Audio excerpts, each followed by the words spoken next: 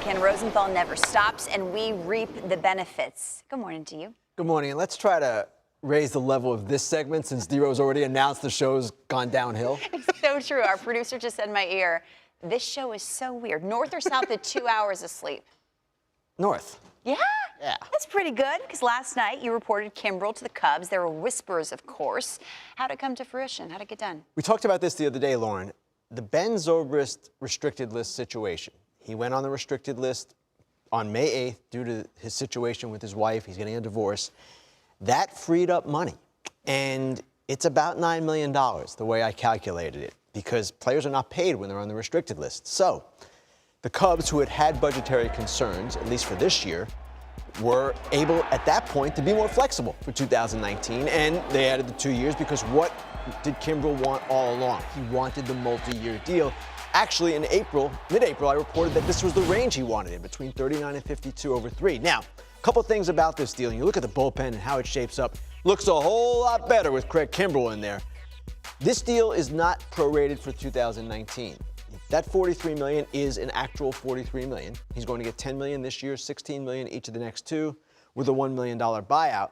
And for the Cubs, now they solidified the ninth inning. There were teams like the Dodgers that could not really play on Kimbrel the way they wanted because they've got a ninth inning pitcher in Kenley Jansen. The Mets had Edwin Diaz. So for the Cubs, it's an ideal fit. The question is, how will the layoff, which was going to reach, it will reach 8 months by the time he pitches again. How much will that affect Craig Kimbrel? We'll find out. We will see. Your piece on The Athletic, so interesting. Did teams prefer to wait till after the draft pick came off? Was the asking price too high? So many questions that you kind of try to answer. General managers now on Thursday. Is there regret with Kimbrel? I don't know that there's regret at this moment, though I'm sure some of them who were in the bidding till the end, and there were other teams in this, yes, of course they would have liked to have gotten Kimbrel and gotten it done. But the true regret will be felt if Kimbrel proves to be the pitcher that he once was, and therefore a guy that can help decide a pennant race and a postseason series or multiple postseason series. Which teams are we talking? I'm talking about the NL East. Now, the Nationals had luxury tax concerns. The Mets had Diaz. The Phillies, though, 6 relievers on the injured list right now. The Braves, Kimbrel's original team. That's another team that could have signed him. And these are the picks that teams would have lost. I referred to them in my column today, if they had signed Kimbrel or Keuchel before the draft. Now, yes, in some cases, the Dodgers, the Yankees, the Rays, those are high picks, so they didn't want to jump. But if you've got a lower pick, maybe you should have jumped, and maybe you should have gotten in at a higher dollar level to get the player, because that's how free agency works.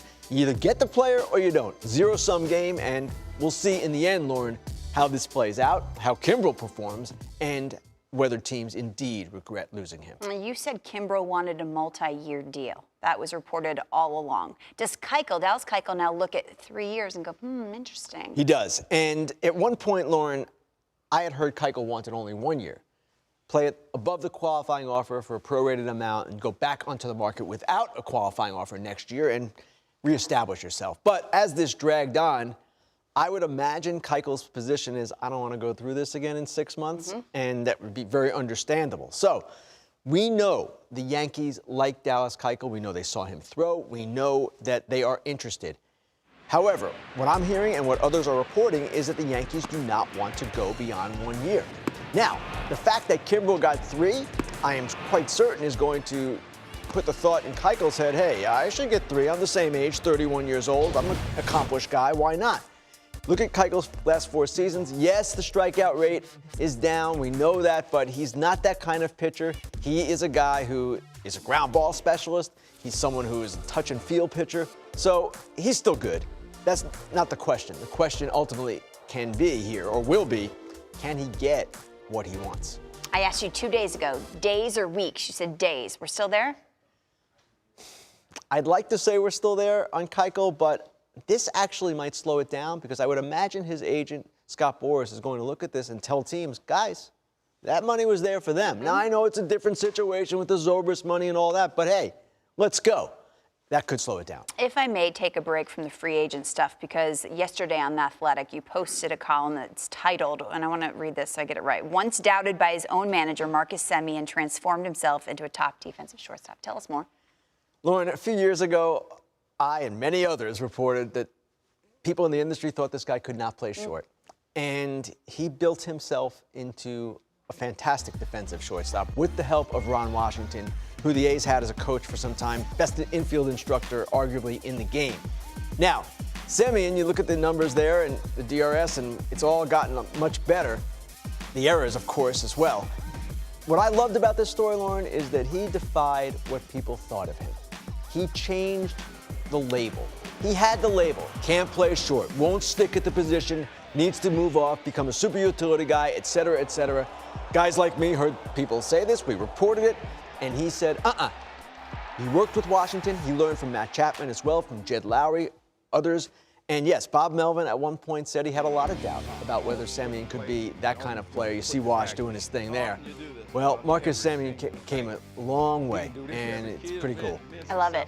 My favorite number of all, 62. 62 games he's played for the A's this season. They've played. He hates to take a day off. That's his thing. He doesn't want to be off. I love it.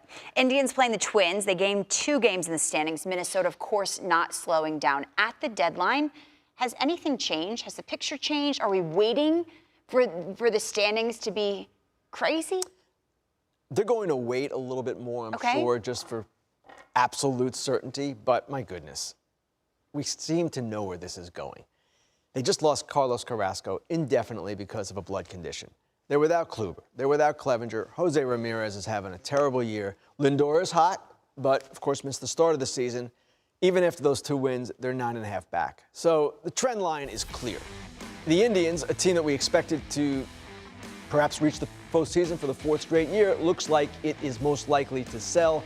And the 2 guys on the right are the guys that, in my opinion, are the most desirable. Brad Hand will arguably be, if he's out there, the best reliever available. And you see the control that he has and the number. The remaining money is not onerous at all. It's a club-friendly deal. Bauer, $13 million this year, 1 more year of arbitration. Not pitching at the usual level at this moment, but I am quite certain Trevor Bauer will be highly desired if he is made available. The extra year of control makes him a little bit more desirable than a Bumgarner, who is a free agent at the end of the season. And time will tell. Kenny, thanks so much.